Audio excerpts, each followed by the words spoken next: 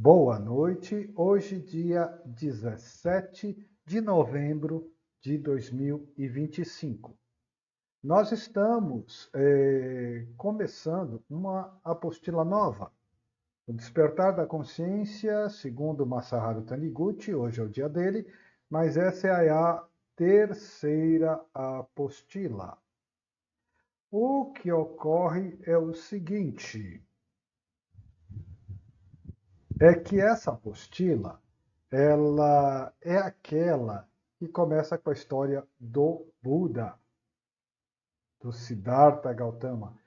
E às vezes eu fico pensando assim, poxa, algumas pessoas já viram mais de uma vez até, mas acontece que é que nem o Evangelho, sabe? A gente vai vendo uma vez, duas vezes, vai vendo sentidos diferentes. São histórias sagradas, tá?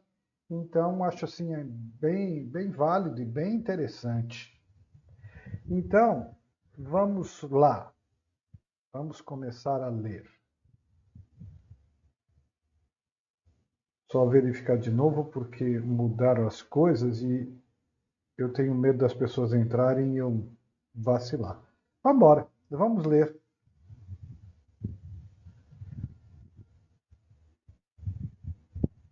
Então, é o que eu disse, né? Pode ser repetido para alguém que já tenha visto uma vez ou até duas, mas são histórias sagradas, assim, a gente sempre vai vendo outros sentidos. Então, pronto. Agora entrou Pereira, eu vou repetir pela terceira vez. São histórias sagradas.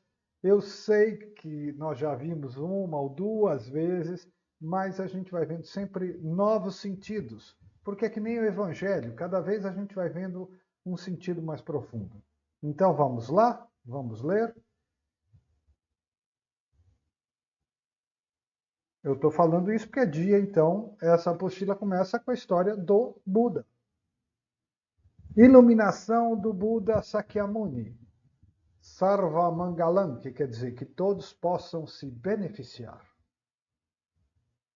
Há cerca de 2.500 anos atrás, quer dizer, 500 anos antes de Cristo, há cerca de 2.500 anos atrás, no jardim de Lumbini, nasceu aquele que iria se tornar o Buda, palavra que quer dizer o desperto. Filho do rei Suddhodana e da rainha Maya, o jovem príncipe era herdeiro ao trono de Kapilavastu, a capital dos Shakyas. Tratava-se de um pequeno reino ao norte da Índia, próximo à cordilheira do Himalaia. Na noite que Siddhartha foi concebido, a rainha Maya sonhou que um elefante branco, com 6 presas brancas, aqueles dentes enormes de marfim, um elefante branco com 6 presas brancas entrou em seu lado direito. 10 meses mais tarde, Siddhartha nasceu. Os sutras, isso porque os nascimentos divinos sempre são contados de uma forma assim mitológica, alegórica, né? Então o elefante entrou no ventre e 10 meses depois nasceu Siddhartha. Os sutras descrevem seu nascimento cercado por eventos auspiciosos.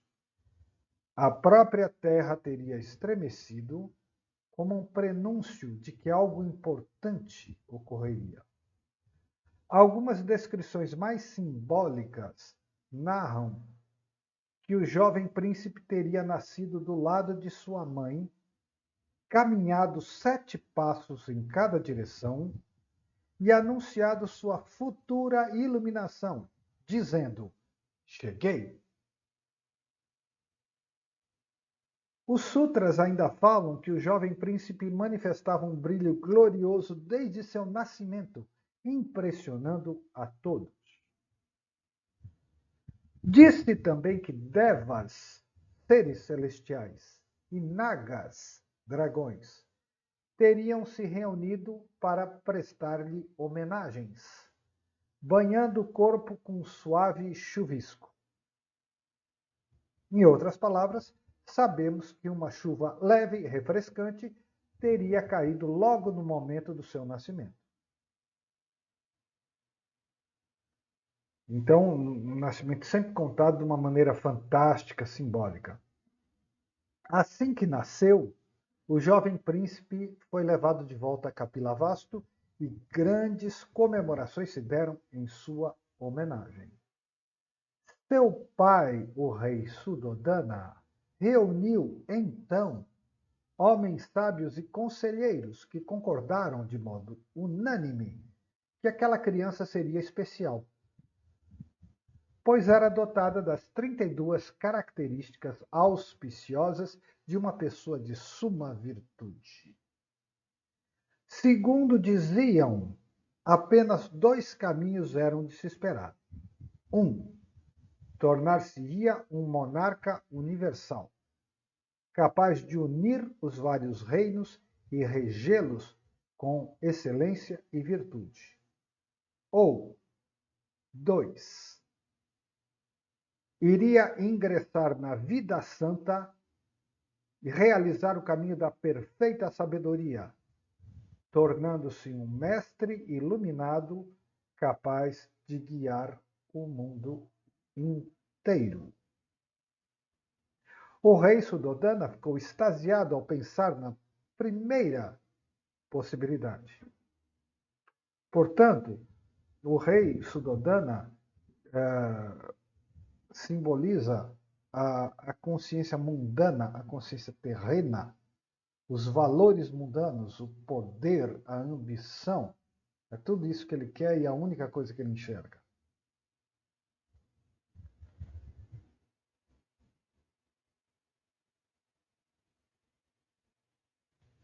Então, o rei Suddhodana ficou extasiado ao pensar na primeira possibilidade. Capilavasto era um reino relativamente pequeno, e os conflitos políticos da época não eram poucos. Para Suddhodana, saber que seu filho poderia tornar-se um grande imperador capaz de elevar Capilavasto além desses problemas era um grande sonho se realizando. Um sonho de efeitos materiais, de soluções materiais, de glória, poder, fama. Assim, seu pai chamou-lhe de Siddhartha.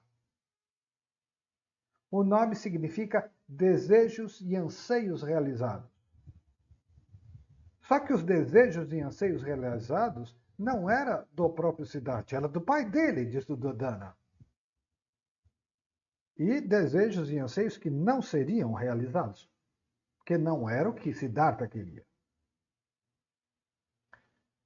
Isso é um problema, porque o Dr. Bach, quando a gente estudou os textos dele no Foramentes Florais, ele dizia que os pais deveriam respeitar a liberdade dos filhos, estimular para que eles se manifestassem de acordo com sua própria vocação.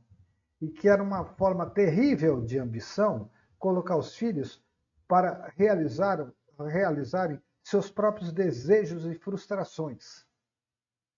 Então, um pai que tem uma fábrica de cimento e quer que o filho assuma a empresa, um médico que quer que seu filho seja médico, uma mãe que quer desesperadamente que sua filha se realize pelo balé, que no fundo é um desejo reprimido dela e não da criança.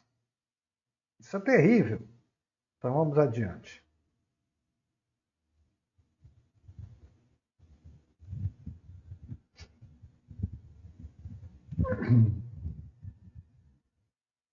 Então, o rei Suddhodana achou o máximo ele ser um imperador poderoso. Chamou de Siddhartha, que significava desejos e anseios realizados. Não tardou, entretanto, para que o forte vínculo do príncipe com o caminho espiritual se tornasse evidente.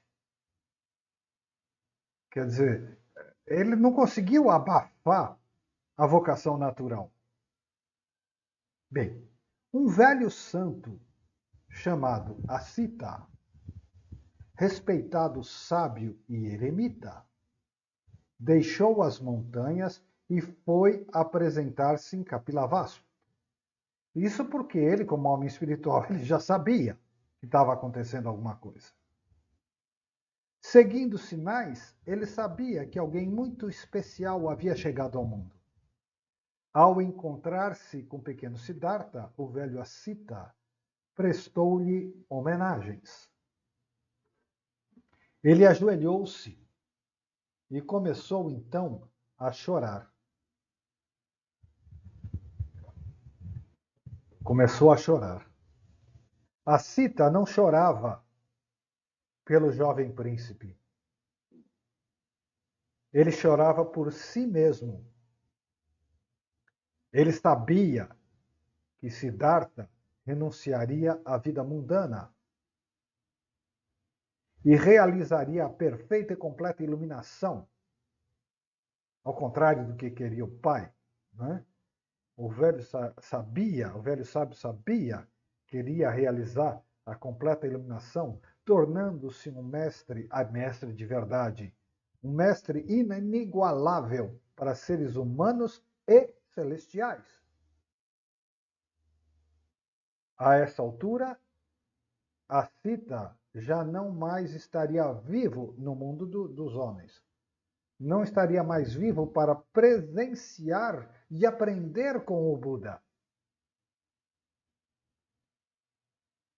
Triste por sua própria idade avançada, ele derramava lágrimas com um misto de admiração e lamento. Me ocorre aqui um paralelo muito curioso. Quando foram levar Jesus, o menino, no templo, 8 dias depois, ele foi a circuncisão, e 40 dias depois ele é apresentado do templo, num ritual que se chama purificação. E ele encontrou um profeta, um vidente, que se chamava Simeão, se não me engano. E ele foi levado para o templo, né? Foi levado pelo Espírito Santo no templo, naquele dia, naquela hora. E quando ele viu o menino Jesus, ao contrário deste velho Ascita, ele disse: Deus, agora pode me levar. Já se cumpriu sua promessa e eu vi a sua glória no mundo dos homens. Agora eu já posso morrer. Então foi exatamente a situação contrária. Tá? Simeão dá glórias a Deus que ele viu que a promessa era verdadeira e que então ele poderia partir em paz, porque os olhos viram a glória.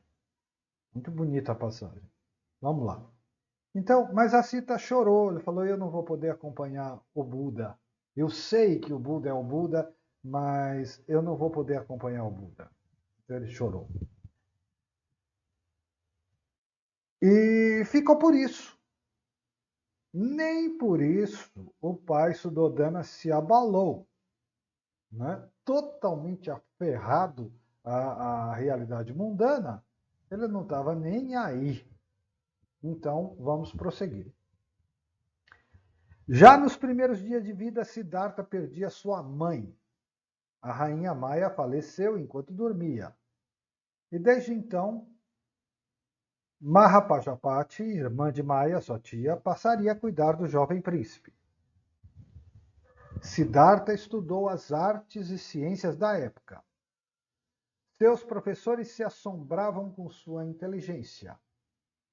Quer fosse em cálculos, em idiomas ou no estudo dos Vedas, Siddhartha mostrava-se um aluno brilhante. Como se não bastasse sua competência, era ainda mais respeitoso e agradecido do que a maioria de seus colegas. Sempre tratava seus professores com extrema deferência e gratidão. Siddhartha também aprendeu as artes guerreiras, conforme era de se esperar para um nobre kshatriya, a casta de guerreiros, que na Índia é tudo separado por castas, né? Era de se esperar que ele aprendesse artes guerreiras, porque ele era da classe kshatriya, guerreiro, que governaria o país. Tornou-se exímio no tiro com arco, na esgrima, na luta corpo a corpo, na montaria, na condução de carros puxados por cavalos. Apesar de sua estatura mediana, conta-se que podia facilmente derrotar seus primos e colegas mais fortes. Aqui mais uma explicação.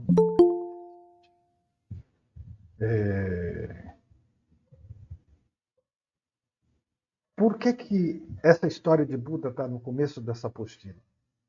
Porque o Taniguchi faz a ponte entre o cristianismo e o budismo. Então eu achei que convinha colocar, né, a história do Buda para a gente entender um pouco melhor o que é que ele está ligando, fazendo a ponte. E nós temos dois problemas muito mal entendidos.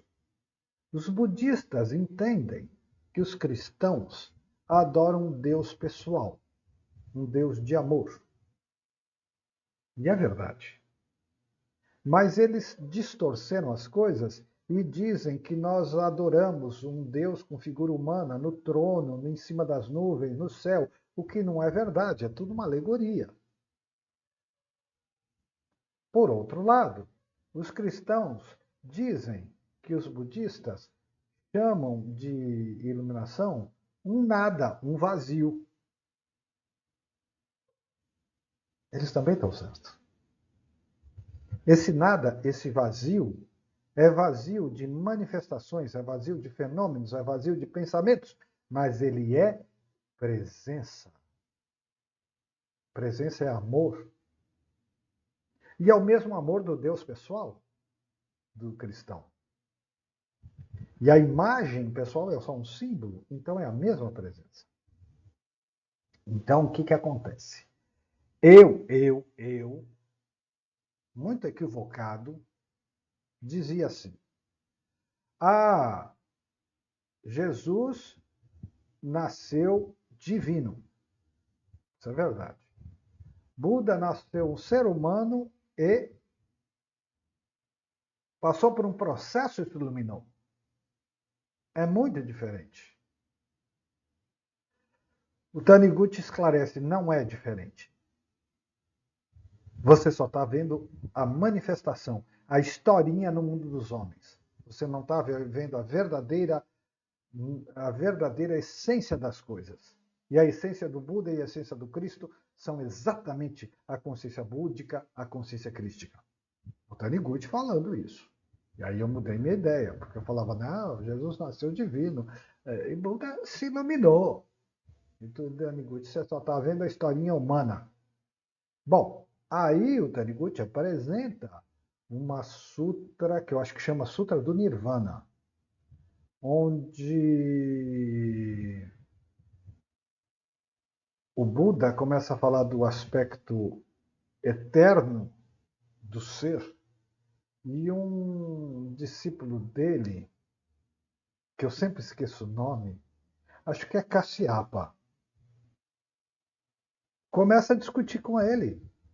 Começa a dizer assim, não, você está falando da vida eterna, do ser perfeito, mas eu só estou vendo aqui na minha frente uma situação horrível, um corpo se decompondo, em velhice, em doença, falando do Buda.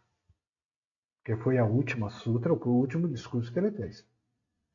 E aí o Buda respondeu para ele. E ele falou, você não entendeu nada.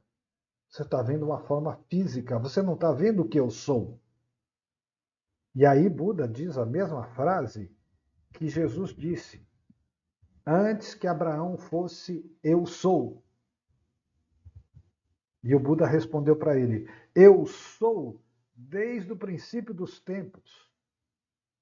Você está vendo uma aparência, uma ilusão, você não está vendo o que eu sou. Eu sou, sempre fui, sempre serei, não nasci e não morrerei.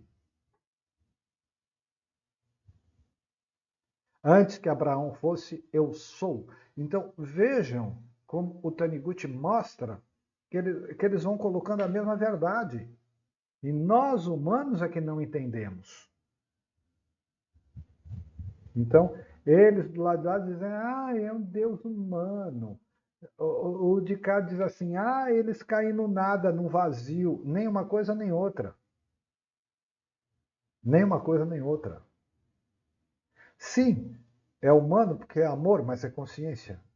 E sim, é vazio, mas é vazio de fenômenos. É presença, é amor. Claro que eu estou usando nomes humanos, mas deu para entender o que a gente quer dizer. E o Taniguchi então começa a mostrar isso. Tá? Então é por isso que a história de Buda está aqui.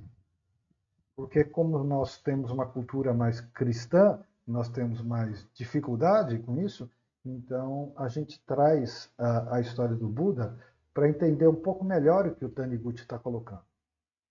Mas fica a advertência, nós estamos vendo uma história. Tá? Interessa captar a essência que está por trás. Então, tudo bem, nós estamos na infância, ele então está sendo preparado nas artes guerreiras, que era a casta do rei Suddhodana, assim como Jesus foi preparado como marceneiro. Tá? Então vamos adiante.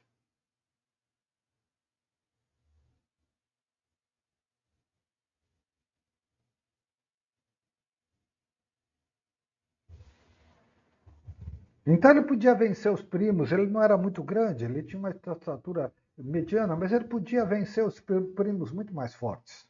Bem, vamos adiante. De todas as qualidades que ele manifestava, nenhuma era tão evidente quanto sua forte compaixão. Pois é, ele vencia os primos, tudo, mas gratidão pelos mestres e professores eles não mostravam. Compaixão eles não mostravam, já são características de uma consciência divina. Então, de todas as qualidades que ele manifestava, nenhuma era tão evidente quanto sua forte compaixão.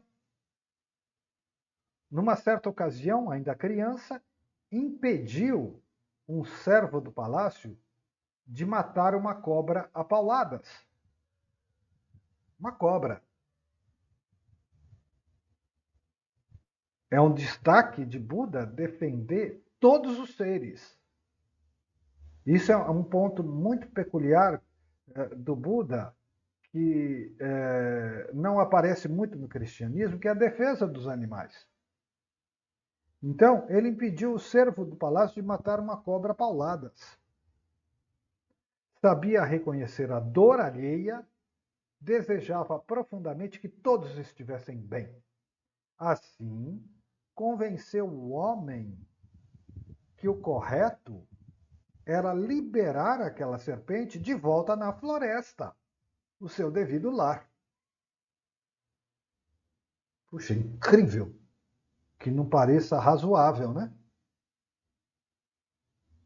Noutro episódio, Siddhartha. Esse episódio é interessantíssimo. Noutro episódio, Siddhartha, agora um pouco mais velho, salvaria um cisne abatido por uma flecha. Seu primo, Devadatta, bruto. Seu primo Devadatta, cruel, inclinado à matança de animais, atirava por diversão nos pássaros que voavam. Que diversão mais besta. Então ele era cruel, inclinado à matança de animais, atirava por diversão nos pássaros que voavam. A ver um cisne sendo atingido, Siddhartha correu e tomou-o nos braços. Eu não vou fazer aqui a defesa vegana, mas por diversão, aí também já é demais. Né? Então, ao ver o cisne atingido, Siddhartha correu e tomou-o nos braços. Devadatta, nervoso pela intromissão do primo, queria o cisne ferido para si. Siddhartha negou. Um argumentava que a ave lhe pertencia, porque a havia abatido. O outro que deveria ficar consigo, porque a salvara. Ciente de que Devadatta mataria o cisne, o príncipe não o entregou. Foram ambos aos ministros da corte para que julgassem o caso. Virou um caso. Siddhartha argumentou: neste mundo, aqueles seres que se odeiam vivem naturalmente separados. Mas aqueles que se gostam vivem próximos. Eu gosto deste cisne e ele de mim, porque eu o salvei e cuidei de seus ferimentos. Mas Devadatta deseja-lhe mal. E o cisne não tem vontade alguma de ir com ele. Por isso, nada mais justo e natural que ambos sigam caminhos separados. A argumentação dele para com os juízes. Um menino, um pouco mais velho, mas ainda um menino.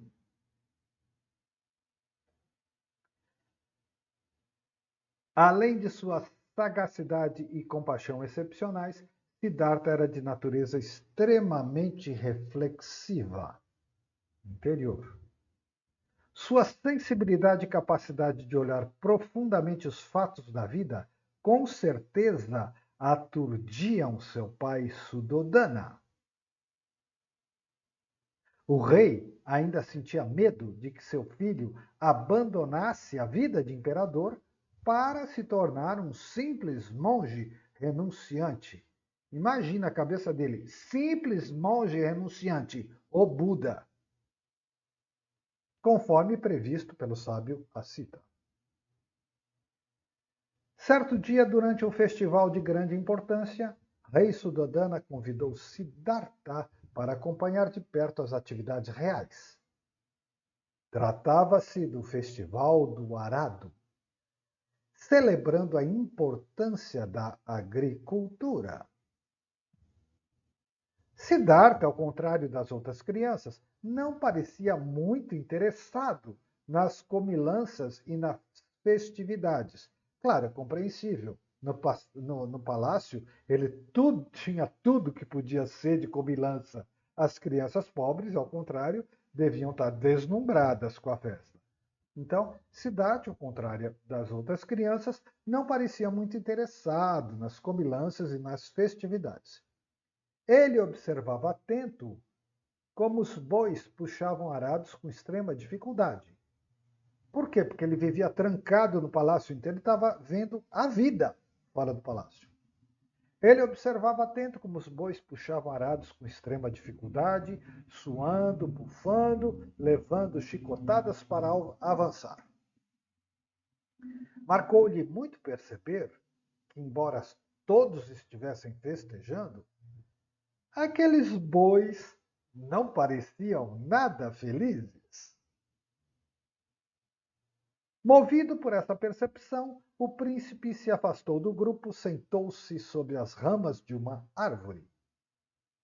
Amparado pela sombra refrescante, ele espontaneamente se acalmou e entrou em profunda meditação.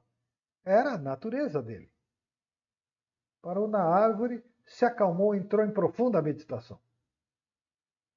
Embora fosse muito jovem, nessa ocasião, já podia alcançar os primeiros estágios de absorção meditativa. Era a verdadeira natureza dele.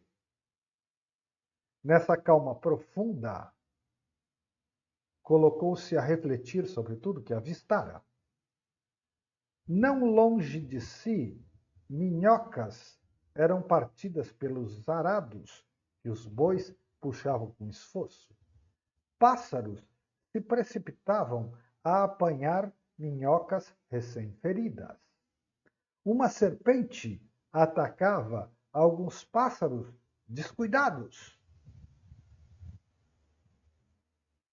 Siddhartha chegou a observar até mesmo uma águia veloz, agarrando e destroçando a serpente.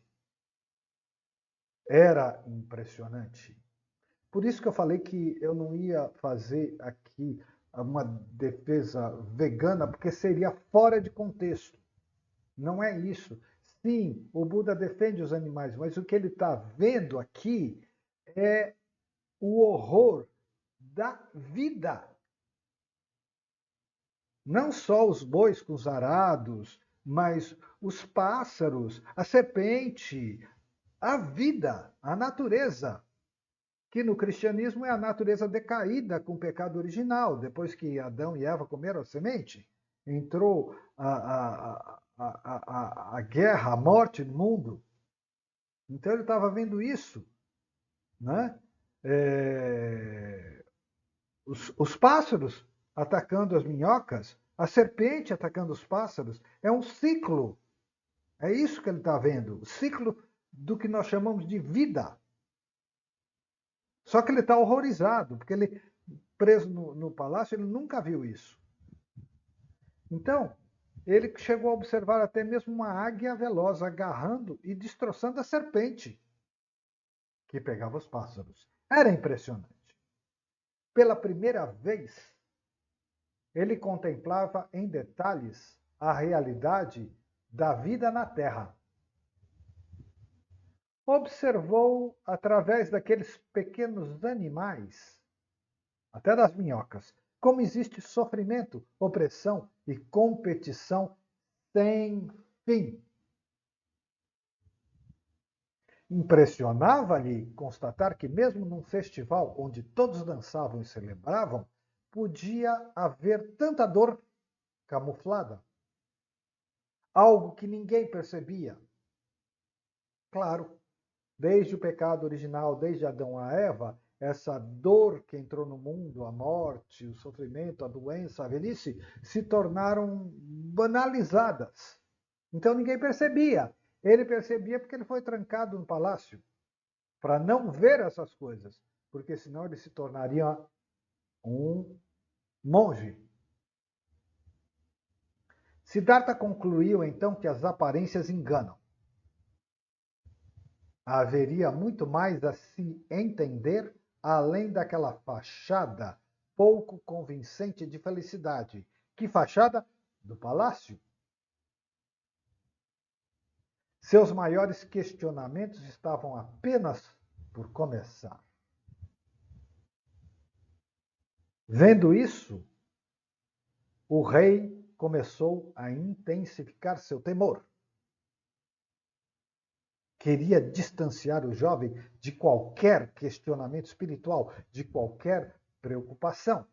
Assim, Suddhodana cercou Siddhartha de ainda mais confortos e luxos, para que ele não tomasse contato com a vida como ela é, a vida terrena. Então cercou de confortos e luxos. O que é que ele fez, na verdade? Ele trancou o filho numa gaiola dourada.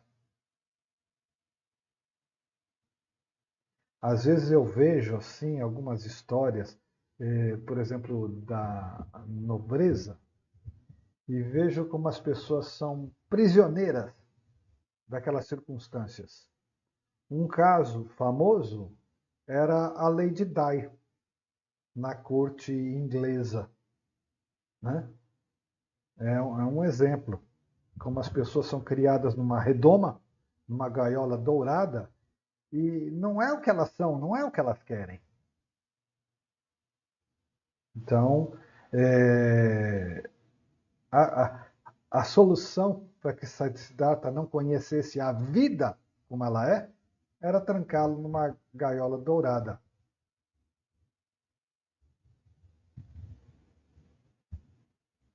Óbvio que não ia dar certo. Uma solução tão estúpida não podia dar certo. Bem, então o Suddhodana começou a intensificar seu temor. Queria distanciar o jovem de qualquer questionamento espiritual, de qualquer preocupação, e cercou Siddhartha de ainda mais confortos e luxo. Proibiu que qualquer evento desagradável fosse visto ou discutido no palácio. Qualquer forma de sofrimento deveria ser mantida longe dos olhos do príncipe.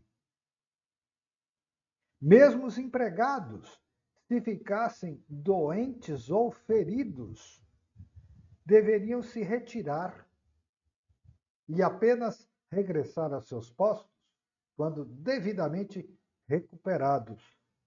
Isso quer dizer que uma vida de aparência, uma vida de mentira, chegava até o extremo de um empregado, um servo, não poder ficar doente ou ferido. Então, porque se isso acontecesse, ele tinha que ser afastado antes de ser visto pelo Siddhartha. Tudo isso para que Siddhartha não se deparasse com as dores e imperfeições da vida. Mas que loucura se a natureza da vida terrena é de sofrimento. Tudo para que Siddhartha não se deparasse com as dores e imperfeições da vida, que tanto lhe despertavam a curiosidade. Na verdade, quanto mais reprimia, mais força o questionamento dele tinha. Então o rei ainda providenciou músicos, as melhores dançarinas do reino para distraí-los, mulheres, a sexualidade, etc. Construiu novos palácios e jardins para incitar-lhe a ambição. Olha que coisa doente, para estimular a ambição. Uma coisa da qual a gente procura se livrar e ele queria instigar. Mas ele não teve sucesso. Conforme crescia, tudo que ocupava o coração do futuro Buda, que significa desperto, eram mais e mais questionamentos sobre a existência humana. Como uma última tentativa para mantê-lo no palácio e atá-lo definitivamente ao posto de futuro rei, Suddhodana decidiu casá-lo. Primeiro, na juventude, cercou de mulheres, dançarinas, tal. Aí ele tentou casá-lo, amarrá-lo a compromisso. Criou-se um evento para encontrar uma esposa para o príncipe Siddhartha. Seu pai convidou centenas de belas jovens de todos os cantos e lugares para receber, em uma celebração solene, várias joias e presentes das mãos do príncipe. No dia, Siddhartha distribuiu presentes de maneira tranquila. Não manifestou nenhuma afetação ou especial interesse por qualquer das visitantes. Foi quando seu pai, já quase desesperançado, viu entrar uma última jovem atrasada. Bem quando já não havia qualquer presente para ser entregue. Essa princesa era Yasodhara. Ao se encontrarem, Siddhartha sentiu uma forte conexão com Yasodhara e ofereceu a ela o colar que estava em seu próprio pescoço. Essa conexão era fruto de vidas e mais vidas passadas, nas quais Yasodhara e Siddhartha viveram como marido e esposa, ajudando-se um ao outro. O rei Suddhodana não teve dúvidas. Decidiu que deveria casar o príncipe Siddhartha com a princesa Yasodhara. A princesa Yasodhara era filha de um rei vizinho chamado Supabuda. que insistiu que não cederia a mão de sua filha para qualquer um. Para qualquer um é ótimo, né? Para qualquer um. Ele queria comprovar que se tratava de um guerreiro valente. Eles eram kshatriyas, era a classe deles. Ele queria comprovar que se tratava de um guerreiro valente e não somente de um nobre acomodado. Veja bem, como eles enxergavam o Siddhartha preso numa gaiola dourada. Eles deviam ter uma ideia de que fosse assim um garoto mimado de luxo. Então, ele queria comprovar que se tratava de um guerreiro valente, não somente de um nobre acomodado. Assim, organizaram-se uma série de competições. Siddhartha precisou enfrentar oponentes habilidosos e derrotou-os um a um. Finalmente, na corrida com cavalos, Siddhartha ganhou facilmente montado em seu querido Kantaka. Aquele era o cavalo mais veloz do reino. Juntos, Siddhartha e Kantaka eram imbatíveis. Na verdade, ele tinha amizade com o cavalo Kantaka. Ele reconhecia em Kantaka o ser e o amigo. Os demais participantes, insatisfeitos com o resultado da corrida, reclamaram. Diziam que Siddhartha só vencera por conta do seu cavalo. Insistiam que eles eram melhores do que o príncipe. Bem comentário de gente invejosa, né? Para resolver um impasse, a disputa final ficou resumida a um desafio. Quem conseguisse montar num cavalo negro enfurecido, jamais montado antes, seria vitorioso. Não demorou muito para que todos assistissem, assustados, príncipes e candidatos sendo atirados pelo ar. O cavalo era realmente muito furioso.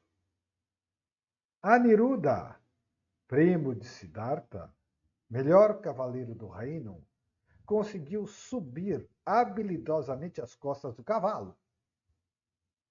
Aprumou-se e foi mordido. O cavalo o apanhou pela boca e atirou-o ainda mais longe. Sem intervenção dos guardas, Aniruddha teria sido morto pelo selvagem animal. Bom, diante desse quadro, ninguém acreditava que Siddhartha, um garoto mimado na gaiola, né? Ninguém acreditava que Siddhartha pudesse parecer melhor do que seu primo Aniruddha. Mas Siddhartha foi adiante. Diferente dos demais, ele abordou o cavalo com extrema gentileza e amorosidade.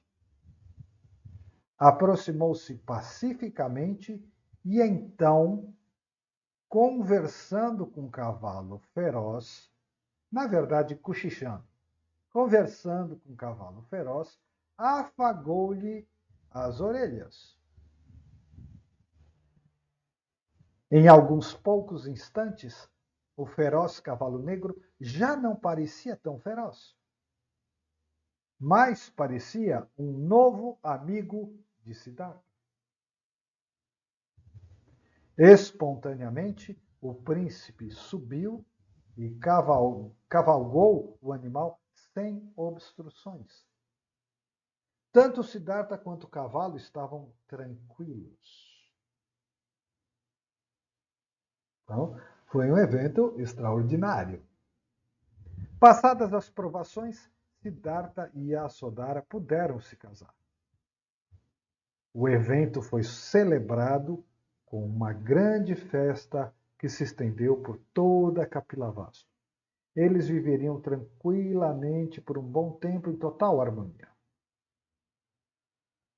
Então, a gente vê que até agora a verdadeira natureza búdica foi obscurecida pelos esforços materialistas do pai. Ele teve lampejos na defesa do cisne, contemplando o ciclo da vida, os pássaros atacando as minhocas, a cobra atacando os pássaros, a águia atacando a cobra e assim por diante. Mas depois ele volta a estar absorvido na gaiola dourada até conhecer Yasodhara, que foi, na verdade, um reconhecimento mútuo. Né? Aí tem as provas, tudo, ele casa. Mas ainda vai ser difícil para ele achar o caminho. Porque agora ele está casado, ainda por cima. Bom, então, passadas as provações, Siddhartha e Yasodhara puderam se casar. O evento foi celebrado com uma grande festa que se estendeu por toda Kapilavastu. Eles viveriam tranquilamente por um bom tempo em total harmonia. Passado algum tempo, o rei Suddhodana começou a sentir-se mais seguro. Como Siddhartha estava casado, pensava ele, não haveria perigo de vê-lo renunciar à vida palaciana. Seria possível deixar que o príncipe saísse para realizar seu tão querido desejo de conhecer as pessoas simples do reino?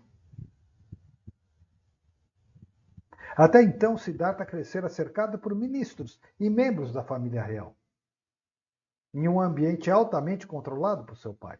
Ele passou a infância brincando com primos, mas nunca teve qualquer oportunidade real de conhecer os mais pobres. Ele simplesmente não conhecia o povo pobre. Assim, diante dos repetidos e ininterrompidos pedidos de Siddhartha, o pai consentiu. Não sem antes aprontar mais um truque, é claro. Ele queria então conhecer o povo. Já maduro, casado, ele queria conhecer o povo, ele queria conhecer os pobres. Rei Suddhodana, para garantir que o príncipe estaria satisfeito com o que visse, ordenou uma reforma geral antes do passeio. Ruas deveriam ser varridas e ornamentadas. Todas as casas tinham que ser limpas por fora, decoradas com enfeites graciosos. O rei instruiu, isso é o mais importante, o rei instruiu para que velhos, doentes e deficientes fossem todos removidos para longe do passeio do príncipe. Lembram-se que até os empregados doentes ou feridos tinham que se afastar. Então o rei instruiu para que retirassem da cidade velhos, doentes, deficientes, que fossem todos removidos. E que eles ficassem escondidos até o término de tudo.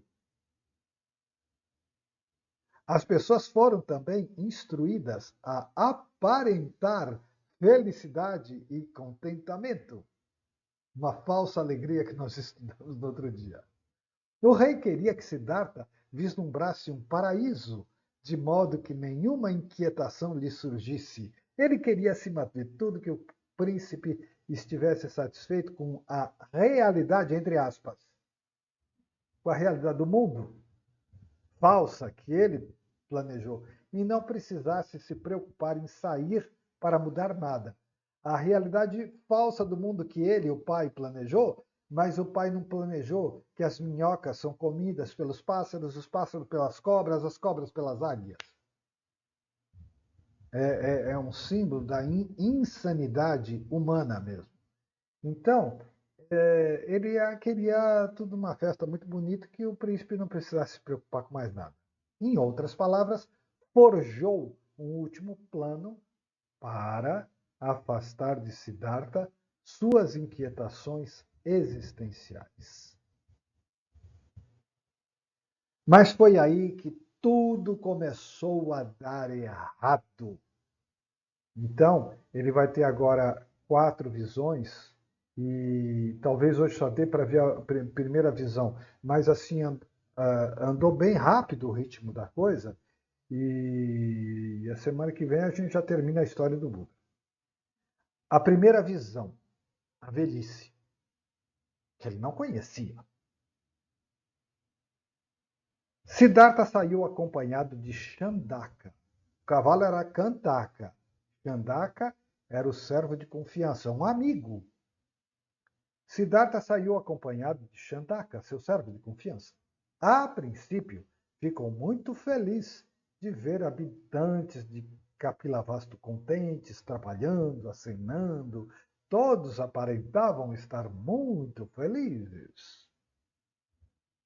Mas, subitamente, antes que as pessoas pudessem intervir, um ancião desavisado saiu às ruas para mendigar alimento.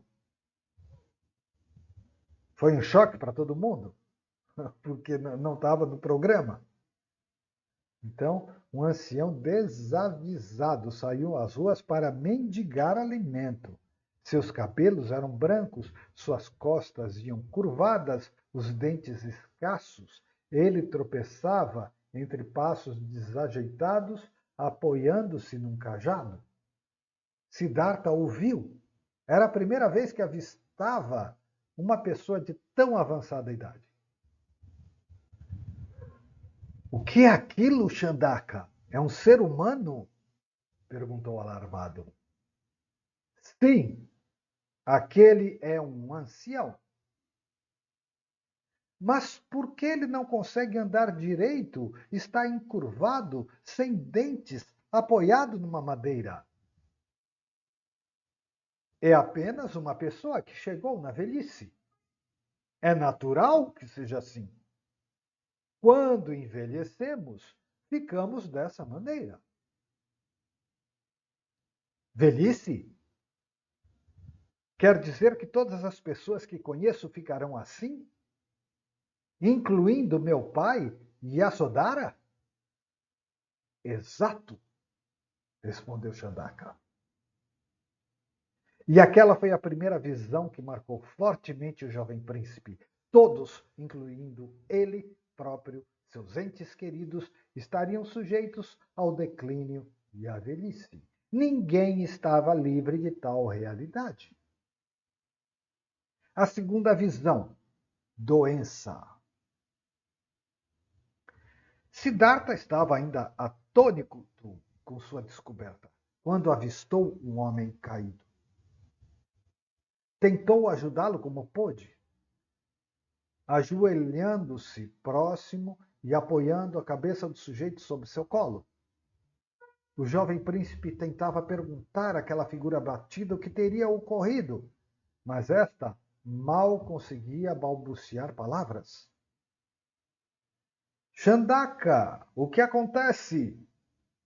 O que este homem tem que não consegue se levantar nem falar direito? Perguntou ao seu servo. Meu jovem senhor, saia rápido daí, não o toque. Este homem está doente. É como se tivesse veneno correndo em seu sangue. Se permanecer muito próximo de si, poderá contaminá-lo com o mesmo mal, respondeu Chandaka desesperado. Doença? Quer dizer que mesmo eu, sendo um príncipe, também posso ficar assim? Chandaka, também Yasodhara e meu pai podem ficar assim, sem conseguir andar nem falar direito? Sim, senhor. Existem muitas formas de doença e ninguém sabe ao certo quando acabará gravemente adoecido. É algo que acomete a todos, mas que ninguém pode prever um momento exato. Era a primeira vez que se deparava com a vulnerabilidade da vida humana. Siddhartha rapidamente entendeu que ele próprio e seus entes queridos estariam sujeitos àquela mesma condição. Terceira visão, a morte. Enquanto pensava nisso, vislumbrou ainda outra cena. Pessoas choravam e se lamentavam enquanto carregavam alguém inerte sob uma longa tábua. Na Índia, os corpos eram queimados. Siddhartha acompanhou-os de longe e se assustou conforme observava o desfecho. Haviam depositado aquela pessoa sobre uma pilha de madeiras e agora ateavam fogo sobre seu corpo. Chandaka, por que estão queimando aquela pessoa que dorme? E por que ela não acorda, mesmo com o calor do fogo sobre si? Perguntou, horrorizado. Aquela pessoa está morta. Tem pés, mas já não pode andar. Tem olhos, mas já não pode ver. Não pode falar nem sentir nada. Você quer o frio ou o calor? Assim é a morte, respondeu Chandaka. E naquele momento Siddhartha entendeu, com forte convicção, que a realidade humana era bem diferente do que lhe haviam ensinado. Então, a última das 4 visões, que vai ser a definitiva, vai ficar para a semana que vem. O renunciante. Porque ele viu as causas do sofrimento, as 4 causas budistas do sofrimento. Velhice, doença, nascimento e morte. Ele não viu o nascimento, mas está implícito. Tá? Nascimento e morte porque entra no ciclo da ilusão e não a verdade que eu sou. O Buda respondendo para Kasyapa lá na Sutra do Nirvana, eu sou desde sempre. Antes que Abraão fosse, eu sou. Eu não nasci e não morrerei. Eu não nasço e não morro. Eu sou desde o princípio dos tempos. Mas então ele está entrando em contato com a impermanência da vida humana. Doença, velhice, nascimento e morte. A 4ª visão vai ser da renúncia. Renúncia. Que o Cristo também prega, renuncia a si mesmo, pega a sua cruz e siga-me. Então, o Taniguchi tem razão, há uma ponte muito próxima. Né? A verdade, quando é verdade, é uma só, não existe 2 verdades. Uma seria mentira. Então, eu queria ir até o fim, mas não tem como. Agradeço, porque vai cair, não tem jeito. E amanhã nós estamos aqui de novo. Bom descanso para todo mundo. Boa noite.